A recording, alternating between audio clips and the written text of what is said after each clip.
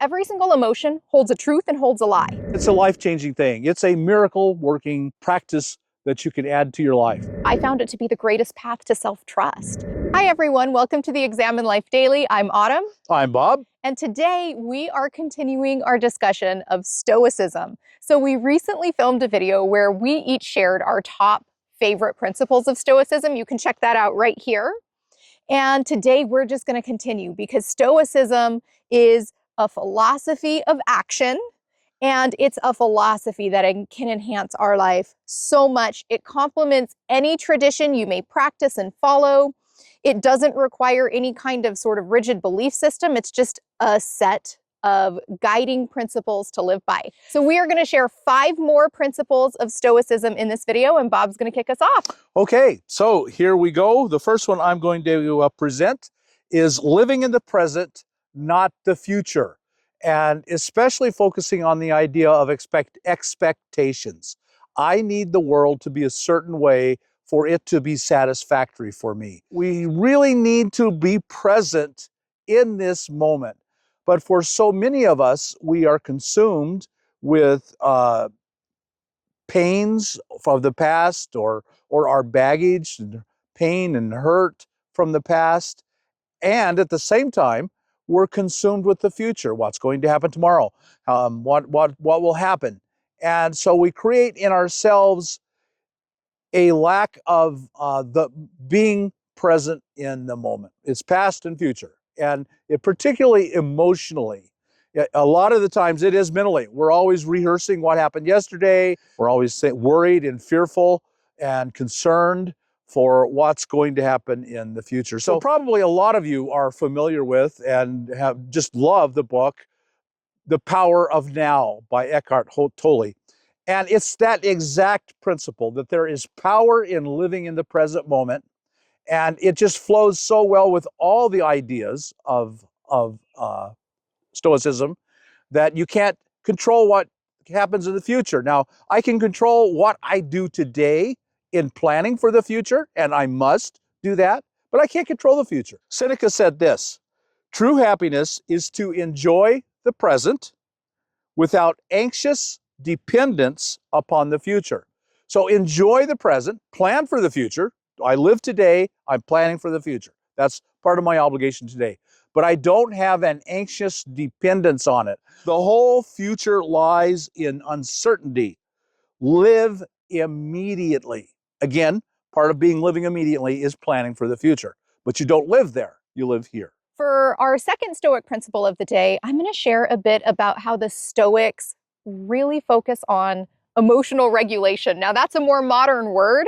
They didn't phrase it that way. In fact, their principle is named "Let Reason Guide You." And there's another one called apatheia.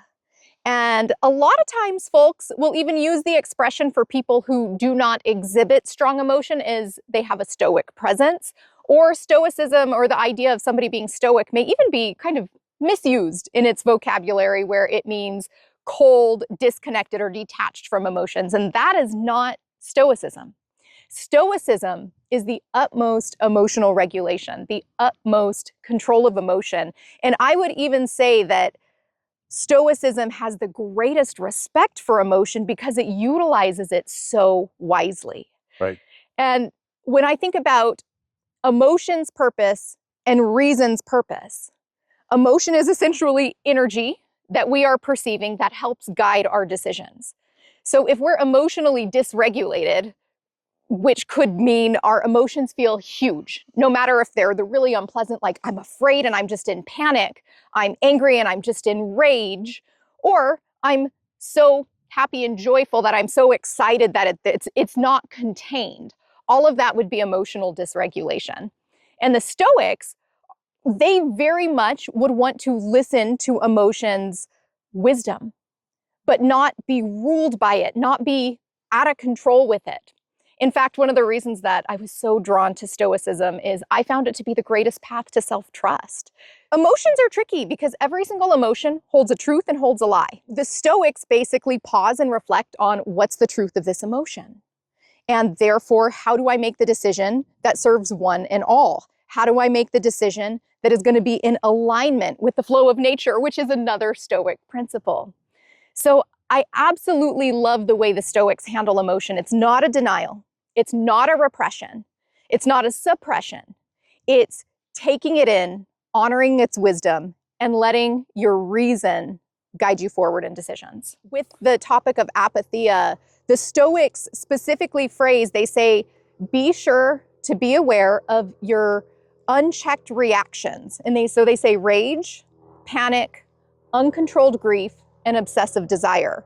And as you were sharing about kind of the past or the future, well, our uncontrolled grief, that's past stuff. Obsessive desire, that's future stuff. Mm-hmm. A while ago, I made a commitment to never make a decision when I'm feeling a strong emotion, especially the positive emotion. That's like the tactic of a really good salesman, is get you so excited about something, and your emotion gets so strong that your judgment and your reason gets hazy. And so I really do have to bring conscious awareness to this to say, if I'm extremely afraid or angry, or if I'm extremely excited and joyful and just positively dysregulated, do not make a decision, especially a big one that requires a commitment. That's why we end up with so many marriages that go really bad. Oh, you yeah. know, you're into all this passion of the new relationship, and we all love that. I mean, we all love that, but you're not using your best reasoning power either. Absolutely. You probably have warning signs popping up everywhere, and you just ignore them because of the passion. The rose-colored glasses right there. Yeah. So my second one that I want to talk about today is minimalism and living a very simple, minimal life. And this was a big one to the Stoics. Again, the idea of not living a life of passion, not living a life of excess. And so there's all of these. You can just start to see how they all flow together and create a life of a really good life, balanced, temperate life. And that's exactly what we're talking about. So minimalism, not too little, not too much. The Stoics never taught, going up on the mountainside and living with nothing, a cup of rice a day. That's not what we're talking about here. We're talking about not excessive, not too passionate, not too hating. Don't hate the body. Don't want to torture it and cause it pain. Don't love it so much you just give it too much. Finding that middle path. So again, I think I'm going to let them speak for themselves. They have many quotes on minimalism, but I'll give you just a couple. No person has the power to have everything they want. So some of you might think, well, that's not true. You can get rich enough to have everything you want. Okay, well, let's think of a few people who got everything they want. Let's talk about Elon Musk. He didn't get everything he wants. He can go buy everything he wants, but he gave up so much in gaining that wealth that so much of what is really, truly valuable, he had to give up. If you ever know anything about Elon Musk, he spends 23 hours a day working. And maybe he likes that now, but I bet you the day is going to come when he will profoundly regret that. So you can't get everything you want. That's just the point. And no person has the power to have everything they want. That's impossible. But it is in their power not to want what they don't have and to cheerfully put to good use that they do have. That was Seneca. And I just love that. I can't, and if I need everything I want, all my heart's desires for my life to be full and happy and contented, then I am doomed because I cannot get it. But if I am willing to cheerfully accept what I have and be grateful and just accept that with joy and look for the best things I can in my life and make the very best use of those things that I can in my life, then I can be happy anytime I choose. My happiness is not determined by outside things I cannot control. Again, these threads are all woven here together. So do away with that passion. I really have to have this. I want this. I want this new car. I want this new house. I want this new boyfriend. I want this new girlfriend, whatever it might be, this passion. So you subdue the passion. You find a path of moderation, the middle way, a reasonable path. I have enough. That's good enough. Now, this one is from Epictetus. He says this: he is a wise man who does not grieve for the things he has not, but rejoices for those which he has. And that's a choice you and I can make at every moment. We can grieve for what we don't have. We can think about it. We can want it. We can fight for it. We can feel bad because we don't have it. Or we can rejoice and be grateful and happy. Oh, I've got everything I need in life. I have 3 different thoughts on what you shared. One is you were talking about Elon Musk. I thought of 2 other major public figures, I guess you could say, who really follow this path of what you're talking about. One is Steve Jobs. He became like one of the wealthiest men in the world with tremendous power and influence, and he died so young. Very young. And so it is this sense of you can get everything you want monetarily, and that's just not enough. Yeah. And if you know anything about Steve Jobs, he was not a happy man. He was the exact opposite of a happy man. Nothing ever brought him contentment. Wow. Yeah, that dissatisfaction. He was, the people who worked for him hated him. Wow. When there's a story, you got me started on Steve Jobs.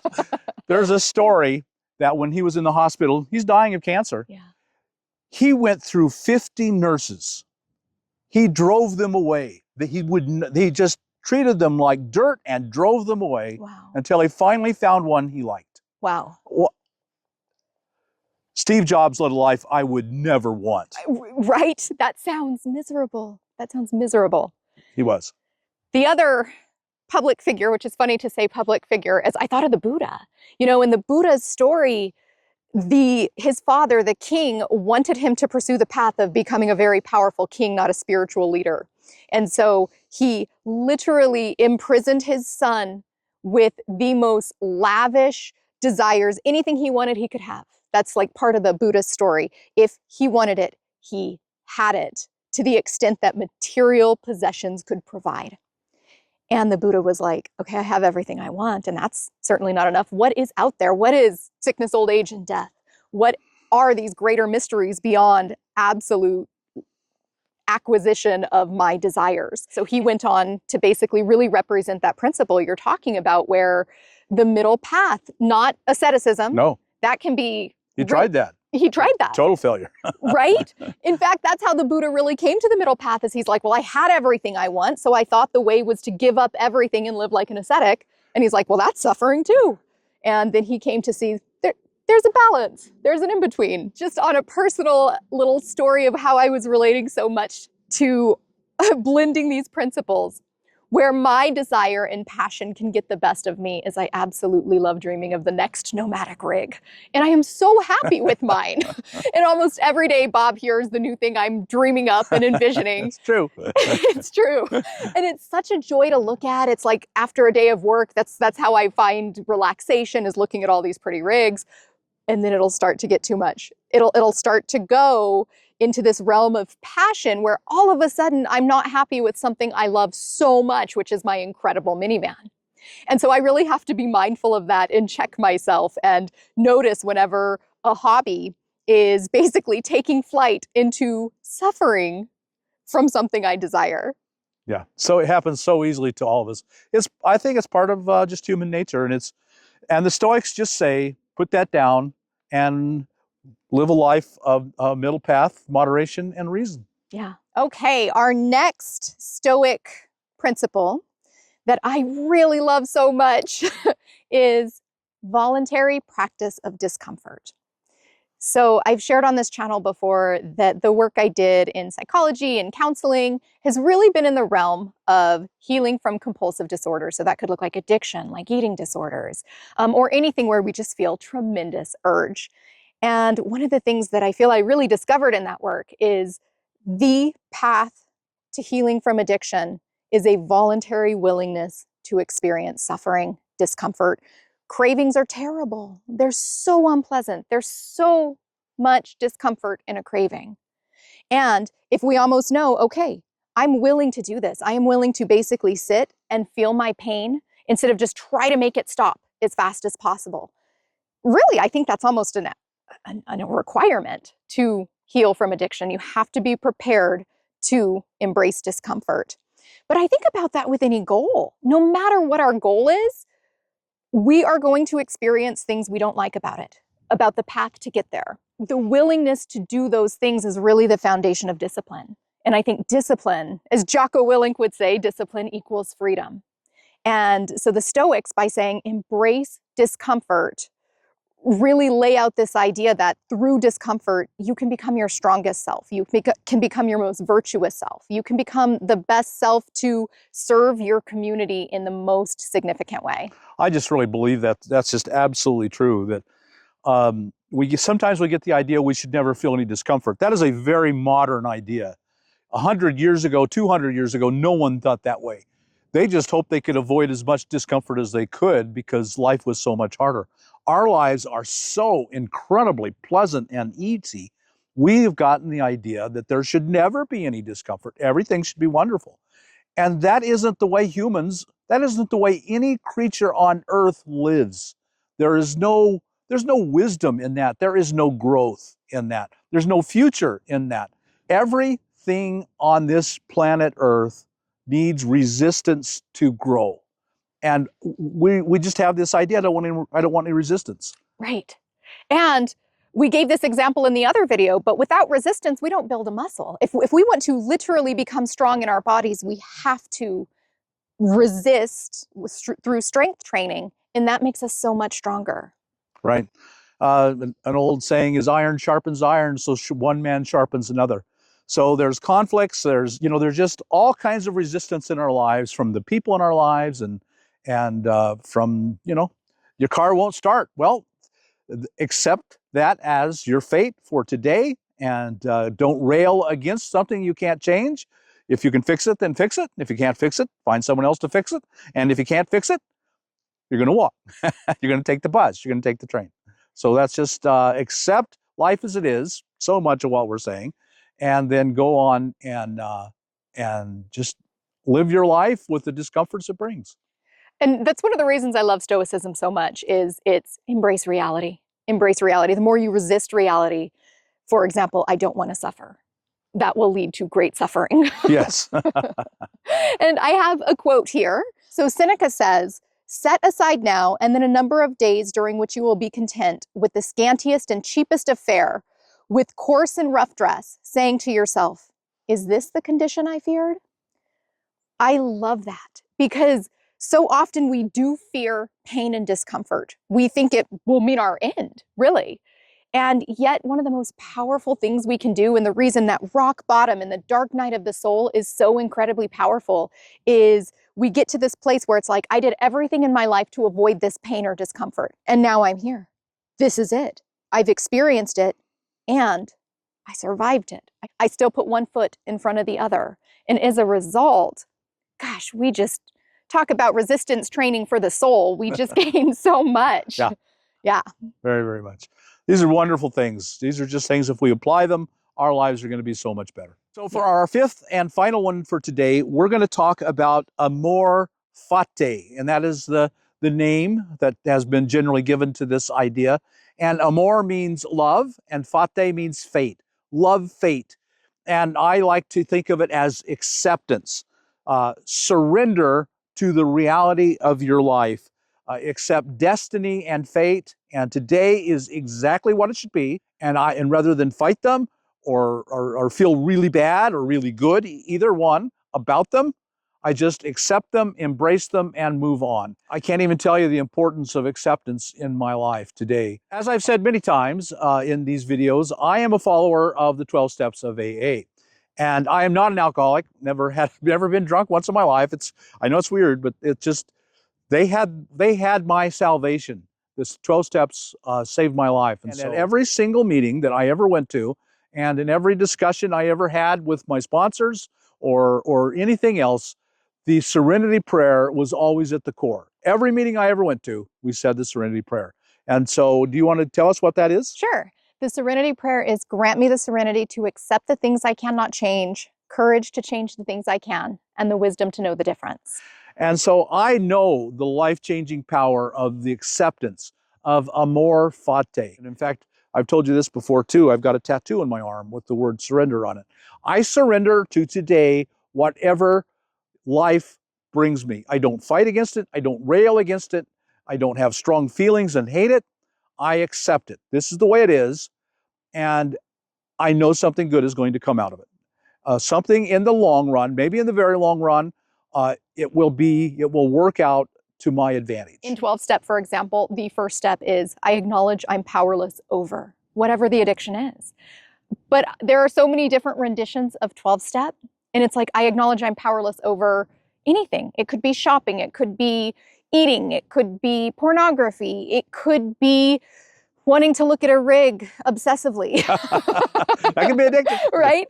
And I think to myself, I acknowledge what I'm powerless over, the urge, the obsession.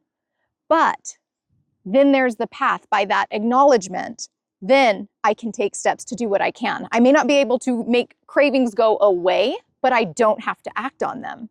And there's just so many examples, my goodness, way outside the scope of addiction. I mean, when we have a tremendous loss, it's a natural part of the grieving process to be in denial and to bargain. Those are sort of two of the first things that happen. It's a natural process that really you're probably powerless over.